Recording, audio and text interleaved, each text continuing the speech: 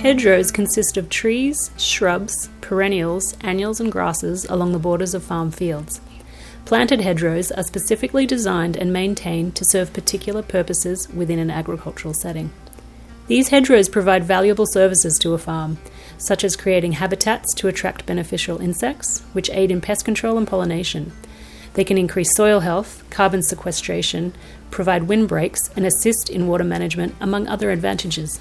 My name is Kristen Meskelly, and I co-own Satin Flower Nurseries. We're a native plant and seed and consulting business on southern Vancouver Island.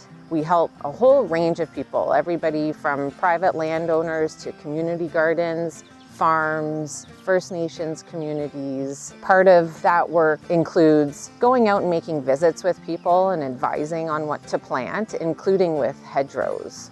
Hedgerows that include native plants are really, really important as part of ecosystem restoration. They have a place in everywhere from homes and private residences to commercial spaces, and they have a whole range of benefits. There's conserving plant biodiversity across a whole range of different plant species. Hedgerows can also help with hydrology on farmlands. They can help with insects and managing relationships between crops and insects. They can help with visual barriers and sound barriers. And there's also a lot of benefits related to the aesthetics and well-being of people. For example, when hedgerows are planted along a fence line, they can change the feeling and look of a place so much, from being, a chain link fence to a rich tapestry of foliage that's supporting the wildlife around them. One of the easiest ways to approach preparing for a hedgerow, if you're starting with lawn grass, is to kill the grass through either digging it up and turning it over or removing it, or sheet mulching, where you layer cardboard and organic matter, which ultimately blocks light from below and will kill the grass below, and then you can plant directly into that.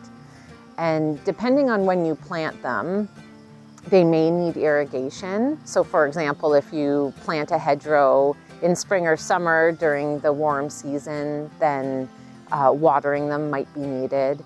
But if you plant in fall, then you might be able to have that hedgerow establish itself before the hot season again.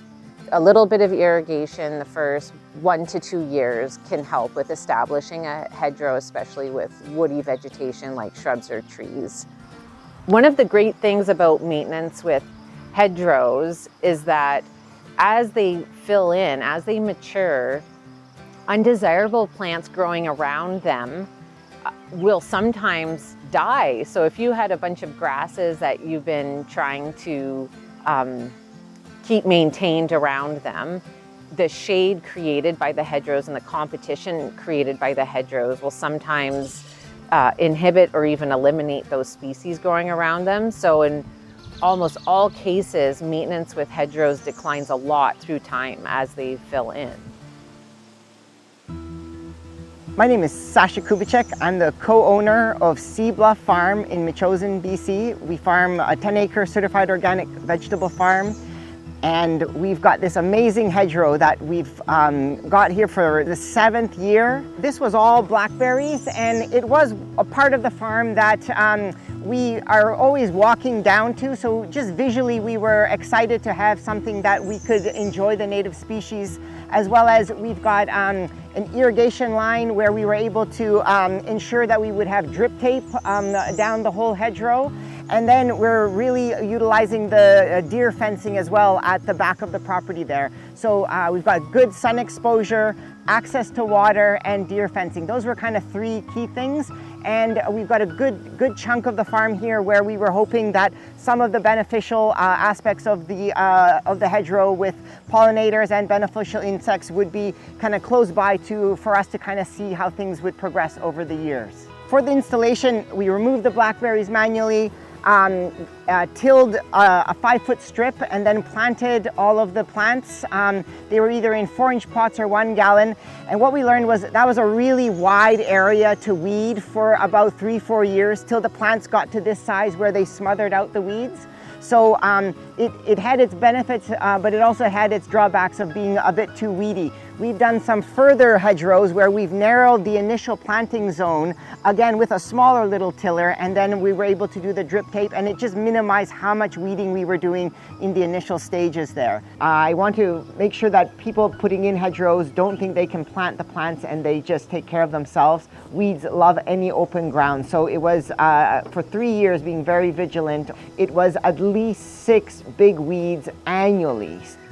In terms of designing hedgerows or choosing what plants to plant, it's always important to spend some time looking at what kind of site you're working with, looking at invasive species that might be in need of management before planting, as well as conditions like light and moisture, and paying attention to the setting where height or size of a shrub or tree might be worth consideration ahead of planting. When you're choosing the plants, you would be choosing species that fit those site features. So if you have a shady, wet spot, you may choose a different suite of species than if you have a dry and sunny spot. Another important part of site preparation is making observations of your space before you start, making sure if you have invasive species that ahead of their removal, there aren't nesting birds. And also do your best to conserve any natural hedgerow features that might be part of your farm or the habitat that you're working with. And you can add to those species. So if you have a few different native shrubs or trees, to interplant into them. And that's a great way of maintaining the biodiversity that you might already have. Some of the species that we've got in here is quite densely planted. We've got yarrow, we've got a native cinquefoil, we've got roamer's fescue, a little native grass, we've got sneezeweed, fireweed, beautiful Saskatoon berry, all loaded with berries there.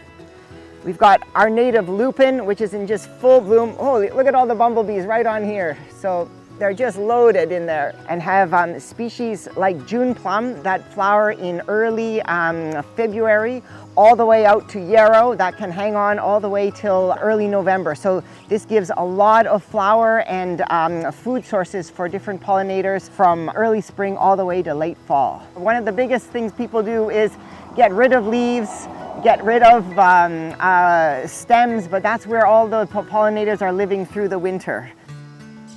I'm Laura Mirandin. I'm the Associate Director at Pollinator Partnership. So I have a research background, and I've done a lot of work in agriculture and ways that we can integrate habitat and conservation within agriculture while also keeping agriculture productive and sustainable. Pollinators are essential to most of our flowering plants, so they're essential to our ecosystems because most flowers need pollinators to move the pollen from the male parts of the flower to the female parts of the flower in order for them to make the seeds and the fruit and the plant material that all other wildlife relies on. So in our natural ecosystems, they're critical, but also in our food systems, they're really important too. About 75% of our food crops require or benefit from pollinators, so that's having those bees and butterflies and flower flies moving the pollen from the male parts to the female parts so that we can produce the crops that we eat. So what I did in my research is that we were examining these native plant hedgerows that were pretty mature hedgerows at that point. They were about 10, 15, some even 20 years old. And we wanted to see if these hedgerows were helping to support beneficial insects that would control pests, and also if these hedgerows were supporting pollinators. And so what we did is every year we would have 4 tomato fields that had native plant hedgerows beside them. And we'd have 4 fields that had kind of scrubby, weedy edges with various weeds and flowering plants. So what we found with these studies, we found that the beneficial insects, those parasitoid wasps and the predatory insects, were more abundant in the native plant hedgerows than they were in the scrubby, weedy edges. but also we found that they were more abundant up to about 100 or 200 meters into the fields. And we found that the pests were lower in the native plant hedgerows than they were in the scrubby, weedy edges, and the pests were lower in those fields that had the native plant hedgerows too. So it was really great because we found that there was this benefit not just in the edge, but also into the crop field. So here at Sea Bluff Farms, they put in a number of native plant hedgerows over the years. And I know this one that's behind us here is about 5 to 7 years old. So they're probably getting a return from that hedgerow now. They probably made their money back from putting in that hedgerow, from the extra pollination that they're getting from the hedgerow, and also from the pest control benefits that they're getting, which is going to increase production and reduce the amount of insecticides that they need to use. In the earlier years, we would just have such a load of aphids on our summer brassica crops that we would have actual crop losses and just have a very few that would survive. In the last 3 or 4 years, we've had almost negligible amounts of aphids. They've been just small enough that the plants and the beneficial insects can manage it, and we've just had not even close to the damage and losses that we had before. And we just really feel that this is a direct impact of having all of these native plants on our property in close proximity. We've just noticed balanced biodiversity coming back to the farm. When you've got just a blackberry hedgerow, just certain species will use that as their home. This hedgerow here, we've got snakes early on, right on the front there. We've got an entire array of birds that have never been on the farm before that we're noticing are also huge insect eaters. We've got butterflies we've never seen before. It's just brought so much balance in biodiversity, and I think that's a key thing, is balance in anything, whether it's the globe or your life or a farm. Balance brings stability. So we've really noticed a balance of life on the farm, which has given a steady up and down of all kinds of benefits.